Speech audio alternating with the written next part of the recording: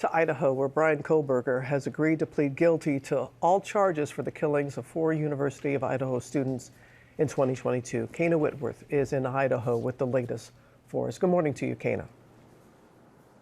Robin, good morning to you. So we're learning from our sources that it was the defense that approached prosecutors last week looking for a plea deal offer. This is nearly 2.5 years after the murders, and despite Bryan Kohberger's initial eagerness to be exonerated, he's now expected to plead guilty to all counts tomorrow.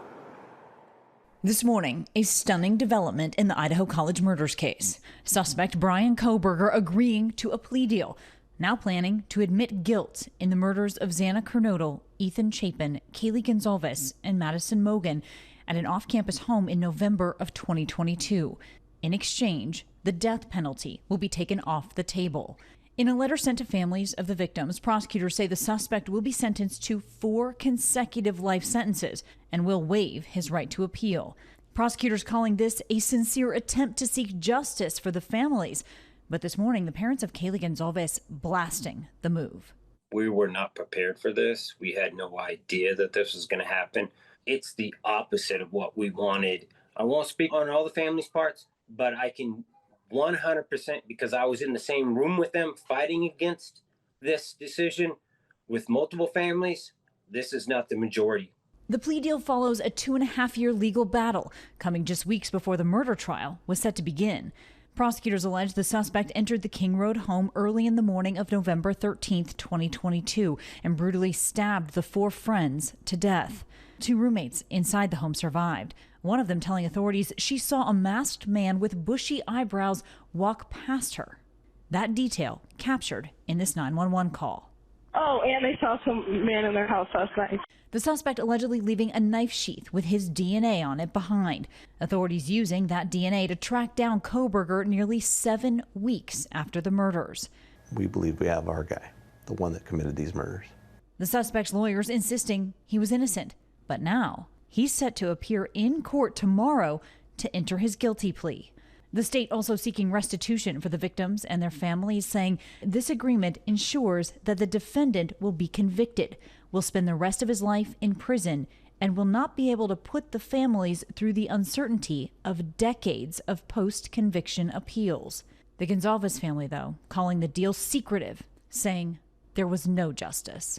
At the least, justice starts with an interview of the families to ask them what justice is, and we didn't get that.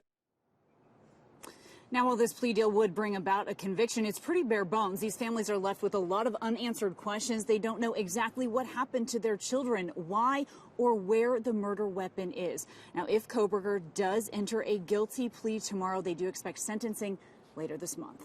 George. Okay, Kana, thanks very much. Let's bring in our chief legal analyst, Dan Abrams. Dan, the evidence seemed pretty overwhelming, defense conceding that.